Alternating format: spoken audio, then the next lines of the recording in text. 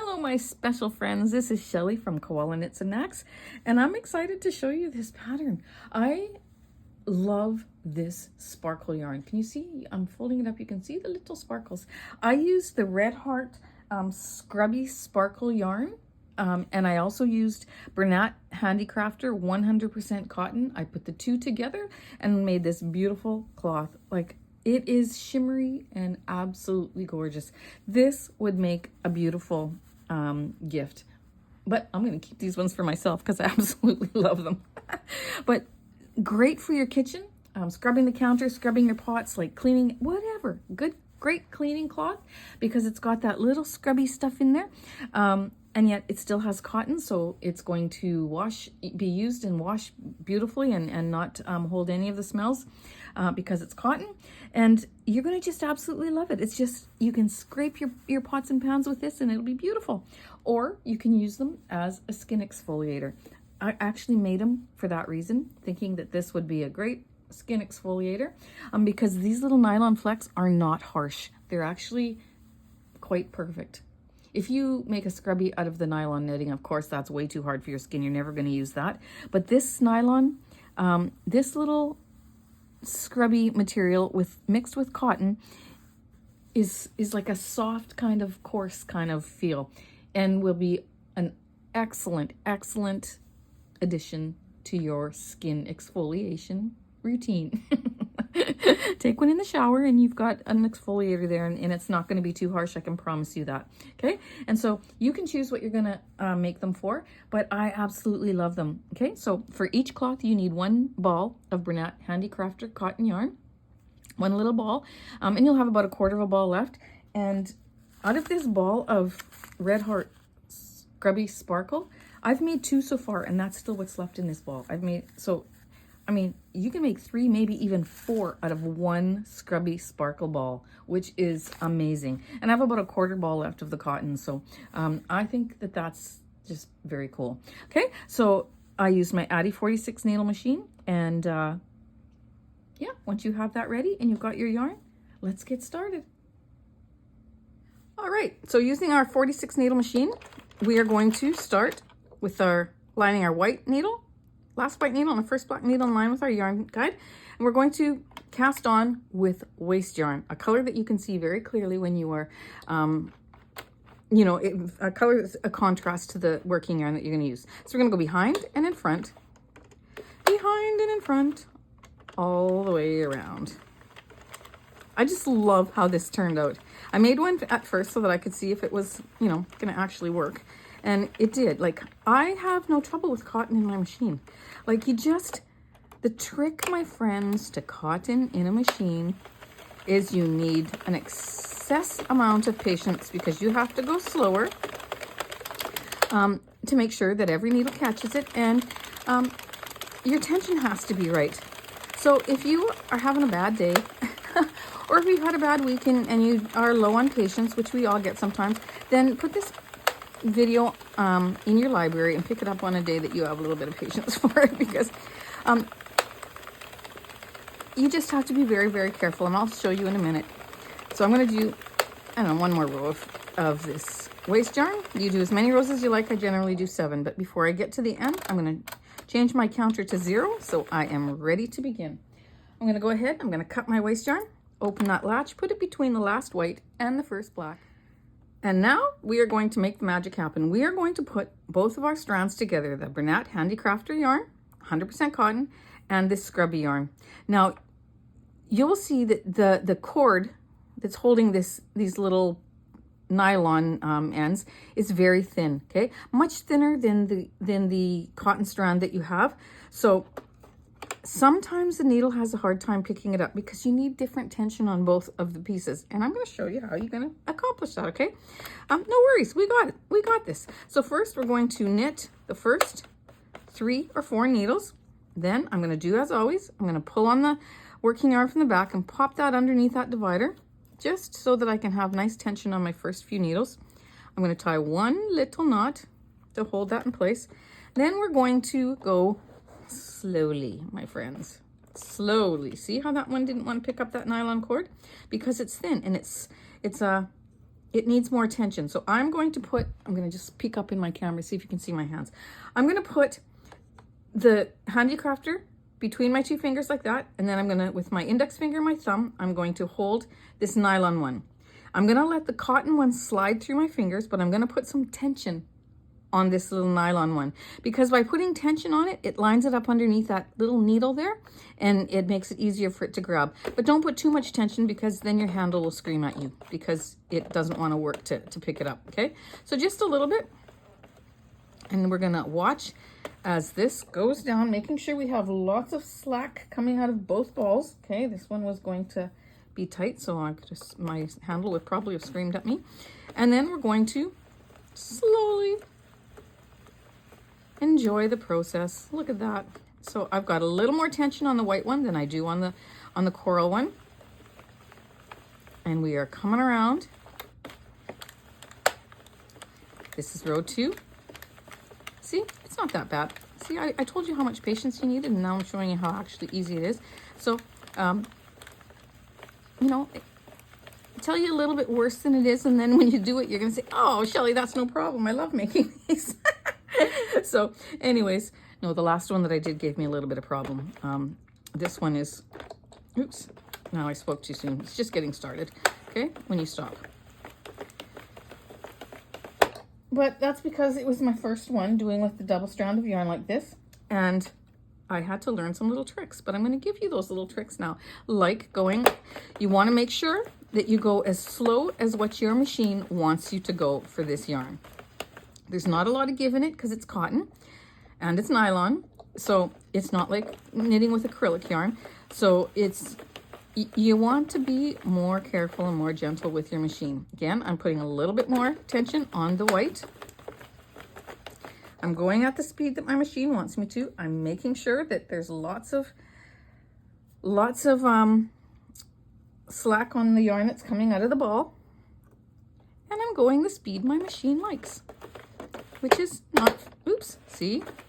Which is not fast. Oh my, now it's gonna show you. Oh, because this was caught around the little tie that's on my shorts, and I didn't see that, so that's why. See, your handle screams at you when you're not doing the right thing, so that's what happened there. But my machine has been generally running so well since I put that tin foil in the handle, and if you don't know what I'm talking about, then you have to go look at my videos on my channel and see how I fixed my handle, a trick that really does work. Look how quiet this is.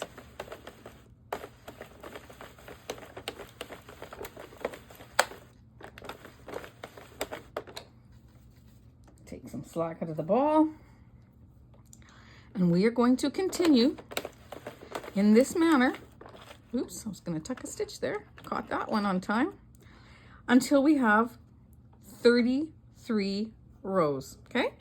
So that's not too bad. If that means you have to go a little bit slower and be a little bit more careful, then you can do that for 33 rows, right? Okay, right on. Have fun, my friends. Keep going. Don't give up. So 33 rows, and then I'll see you back. Make sure you stop after every row or two to make sure that you have lots of slack coming out of your ball, okay? Out of your working yarn ball, okay? And then just keep going.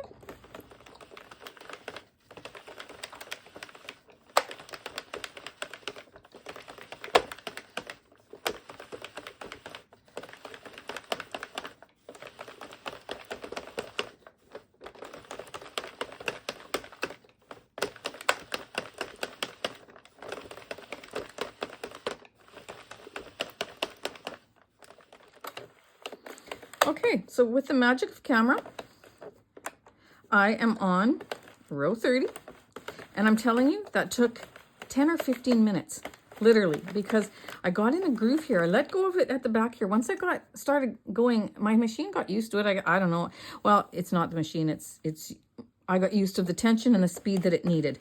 And then I'm just pushing down like this and going slowly, moving my hand back and keep going. And I'm just continuing like this, and it's just working like a charm. So consistently going around, picking up the stitches with no difficulty. I stop every once in a while to make sure there's slack on the ball, on the yarn end coming out of the ball. And then I've just been able to go nice and slow, just like this, and get the job done. So get in your groove, find the tension that works, and you've got this. Like, I could make a lot of these like this because it's only 33 rows.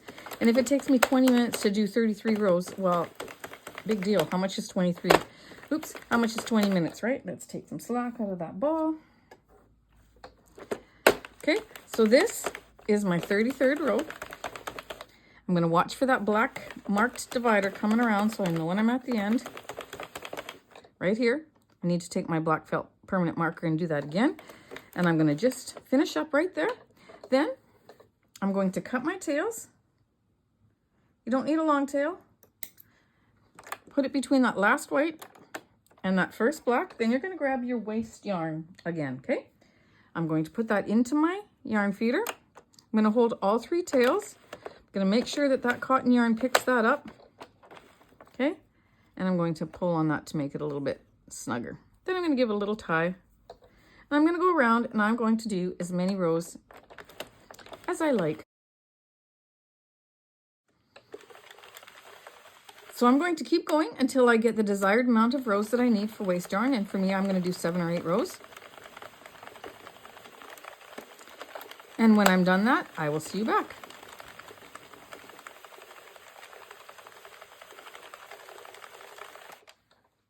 All right, so I'm at the end of the rows that I want. I'm going to cut off that waste yarn, open my latch, put it between the last white, the first black. Then you're going to just turn your handle till your barrel rotates twice. And then it will let go of your beautiful project. You persevered, you did it. It didn't take that long though, did it? It used almost a full ball of the Bernat Handicrafter yarn, from what I can see. I'll show you what's left. Mind you, some of it was used from here, so there's this much left. I probably used a little bit out of there. So you'll probably get a cloth and a half out of one of those, if I'm not mistaken. Something like that, anyways. But out of this sparkle yarn, I've done 2 already, and I've got, like, there's so much left. Like, this is like, how many grams of yarn are on here? 3 ounce, 85 grams, 174 yards, 159 meters. So that gives you an idea. Okay, so I'm going to move my machine and then we're going to move on to closing the ends. All right, friends, we are ready to close the ends, but I'm going to insert this little video to show you how beautiful they look. I closed them the same way that we would close an end on any other project, with a crochet hook, slip stitching each stitch into each other. But because this is cotton and nylon, there is no stretch, so it was very, very tight. The first, I'll show you that when I did the beginning of the project, that part will be next, and you'll see how tight it was. But once you take off once you're finished and then you remove the waste yarn, it looks perfect. So as tight as it was and hard to get into, I still think it's the best join for how it looks. But then on the end, when we get to that point, you'll see that I caught every stitch with this circular knitting needle that came with my Sentro, actually. And I always wondered, why in the world did they give me a circular knitting needle with the machine? But now I know why, and it's awesome. So because I used Karen's Simply Soft yarn for my waste yarn, it was unraveling right away. I was losing stitches before I could even start doing it. So really quickly off camera, I went in and I picked up every stitch going this way, then coming down this side, and picked them all up till I had all 46 stitches on my knitting needle. My 2 ends were out that way, and this was over like that. And then you'll see, then I will come back on with you and I will remove the waste yarn, and then my needle is holding the stitches. And that is what we worked from. Now, I do mention in the video further down that there are different ways that you can close it. Because there's no stretch on this, maybe you'll want to do a single crochet, or you want to join them with a slip stitch and yarn on your crochet hook, or with just needle and yarn and work that. But I wanted to persevere because I like the looks of this closure the best out of all the looks. Where's my other one? My other cloth here. I don't know. I just think it's the prettiest out of all of them. And so even though it's tight, you can persevere and make it work, and it'll look beautiful. All right, so let's continue on. I'll show you the 2 painful ways that we are closing these ends, but you get the idea, okay? We've got our beautiful project off machine, and we're gonna stretch it and stretch it, and then go back this way. Lines up those rows. It makes it so beautiful. I wish you could feel this.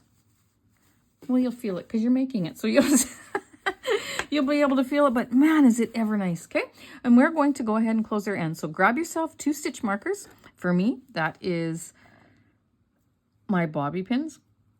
I'm going to undo that knot, then I'll grab a couple here, and we're going to find our end. So this end is the beginning, okay? The start of our project. So we're going to look for that waste yarn, okay? And that stitch that it's coming out of, it's hard to see with this sparkle yarn in it, but it's underneath this stitch, and then it goes from here underneath and over. We're gonna put that stitch marker where it's coming out of, okay? Then to the left of it, we're going to look for our working yarn, and that stitch right beside it, that's right there, is the one we're gonna put it in, okay? We know that we have 46 stitches, 46 rows on this machine. So we're gonna go around and count until we get to 23 and 24. And then we will know that that is our very opposite side stitches, okay? So we're gonna take this first bobby pin that we put in, that's 1, then 2, 3, 4, 5, 6, 7, 8, 9, 10, 11, 12, 13, 14, 15, 16, 17, 18, 19, 20, 21, 22, 23, and 24 right there. That's the very opposite side, okay? We're going to put our hook under 24, making sure you go under both strands. Then put it up on under 23, pull 23 through 24, and that's 2 stitches worked. The first one was on your hook, that's the second one. Go back down to here, take the next stitch, pull it through the loop on your hook. You've worked 3. Take the next one, and this is tighter. It's going to feel tighter, okay? So use a smaller hook. I'm using a 4mm hook. You don't want to use one much bigger than that because it's too hard to get under that stitch. Okay, so that's 4. Then I'm going to go down to the bottom here.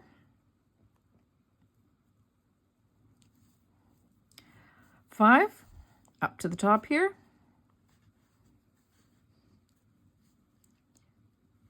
It is way harder to get at than the acrylic, so just have another opportunity and patience. Okay. That's 6. Go down to this next one. We're going to pick up that 7, then 8, 9, 10, 11, 12, all the way to the end, and I'll meet you when we get to the end. I'm going to give you a little tip because this gets tight because there's no stretch in cotton or in nylon. So when you're down at this one, put your eye on this one just to remember where it is, because, I mean, it's easy to see, but sometimes it gets hidden, and then you'll move over to this one and you'll forget this one. So just keep an eye on it, because when you're pulling on this to get underneath this one, under both strands, then it hides itself a little bit better. And I don't want you to miss it and go over to this one, okay? Because then your row will unravel. And then it gets really nice and tiny in there because it's pulled. This is more patience than actual working it on the machine. But let's get under there. I'm recording this because I want you to see that yes, I have trouble with it too. Because that's the nature of the yarn, but we can figure it out. We can get to it. So my eyes on that one because I don't want to miss it. It gets really small because when I pull this through, it tightens, okay? And so I do not want to miss that stitch. And I find if I keep my eye on the next stitch, then it's a little bit easier. I don't get confused. Then you can just motor along here. Some of them are tighter than others, but for the most part, they're all tight. Sorry, but it's true. For the most part, they're all tight. Make sure you have your nylon. Make sure you have both strands, okay? I just picked up the cotton there, but you want the nylon strand too. Okay? So there you go, friends. We're almost at the end. It's harder, but that's okay. Nice things are worth taking the extra effort for. And you're going to love this cloth. So keep going, and now I will see you when you get to the end. All right, so I'm proud of you. You persevered, you got it done. It looks great. And you know, because I've said before, it's because of the nature of the yarn that we're using. It's a bit tougher to do, but when you persevere and get it done, it looks great. So now what I'm doing is I'm rolling up that top row until I can get the very first row. Then I'm going to pinch the stitch on the left and pull out that top line. Okay, move down a little bit, pinch the stitch and pull. You can put 5-6 stitches in between. You can even sometimes go 10 once you get started, but you just roll it up, get that very top row, pinch that stitch and pull until you get the very first row pulled out. Okay.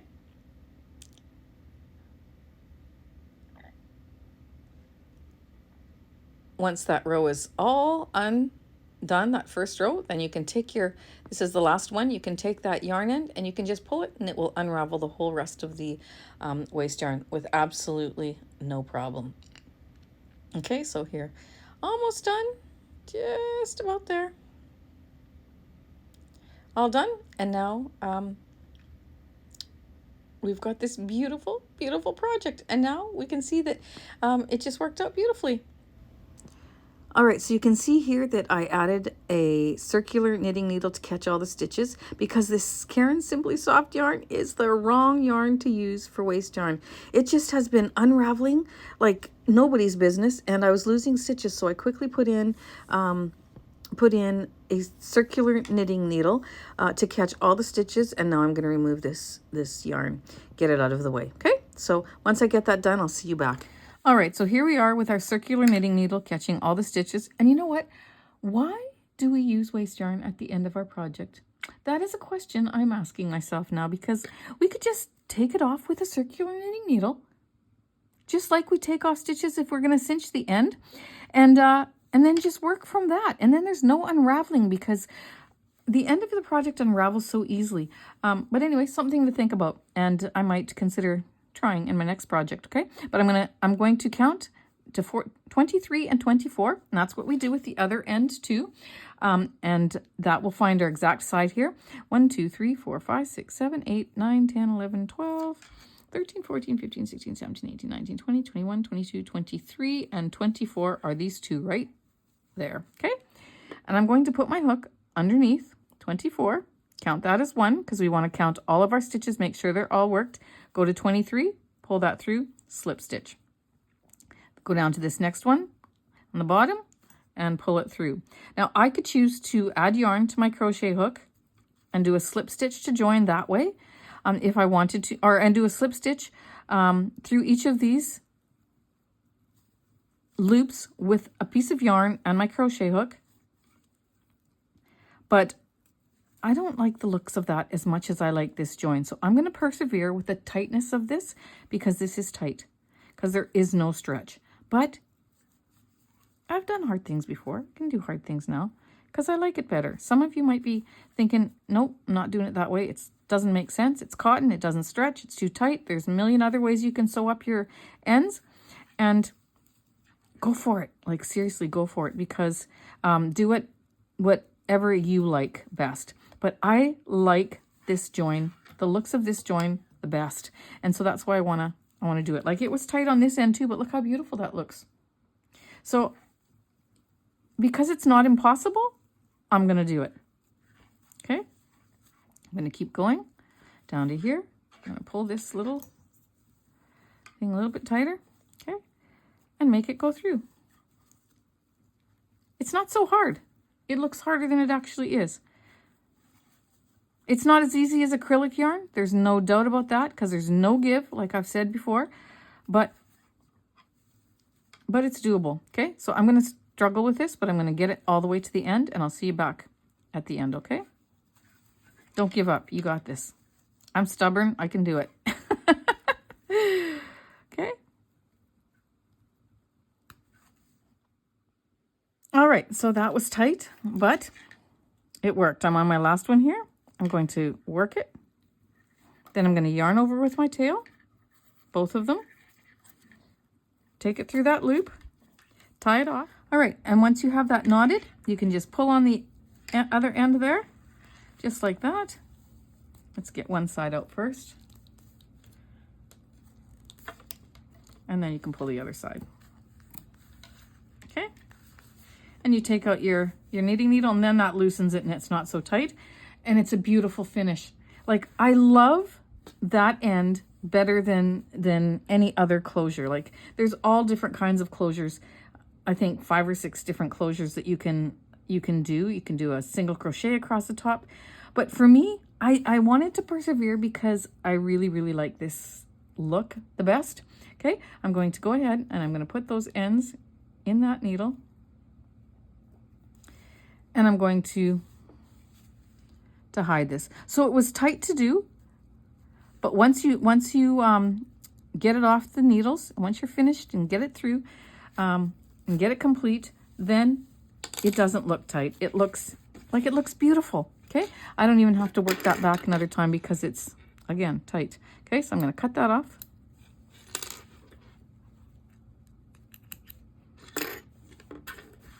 I'm going to work in the tail on the other side. And there you go. You guys, this is so, oh my goodness, I just love it. There's the other one. Oh, so pretty. Seriously, for a cloth, like, this looks luxurious. This would make a great gift if you were to put, if you're going to use it as a dishcloth, a scrubby dishcloth. This would make a great gift with, you know, a kitchen pack. Put a few things with it. Put some dish detergent. Wouldn't somebody love to get some dish detergent for a gift? You can, you know, add it to, if you're going to a bridal shower or something and you're putting kitchen stuff, throw that in the basket with it, and it would be just absolutely a nice addition. It's so pretty. Washing dishes with this, awesome. Scrubbing would be, it's a great scrubber. But if you use it as a skin exfoliator, you could put it with a very nice soap and gift it that way, and someone would absolutely love this. Seriously, I think I will use this more as a skin exfoliator. Like, if I use this as a skin exfoliator, I'm not going to use the same one for the dishes. Make sure you don't get me wrong. But you can use one of, you know, if you choose to use it for an exfoliator, you're going to love it. Like, seriously, how can I hold that so you can see the fibers? Like, it's just so awesome. I love it. And like, it sparkles, so it just looks beautiful. If you made this in reds and greens, Christmas colors at Christmas time with this sparkle yarn, what an awesome gift that would be for a dishcloth. Okay, a scrubby cloth. You know, you can wipe your counters and stuff off with that too. It would pick it up great because there's still cotton peeking through there. But there you go, my friends. I could talk on and on about these because I love them. I think they're beautiful. If you can think a dishcloth or a skin exfoliating cloth is beautiful, well, I think it is. So thanks again for watching. Thanks for making. Thanks for being a part of my channel community. You guys are becoming friends, and I love all the comments. I read every single one and try to comment on every single one. If I miss one, I'm sorry. I try really hard to get them all. But thank you so much again for being a part of my community and for for knitting with me. I appreciate you all so much. Take care, my friends, and have a great day. We'll talk to you very soon.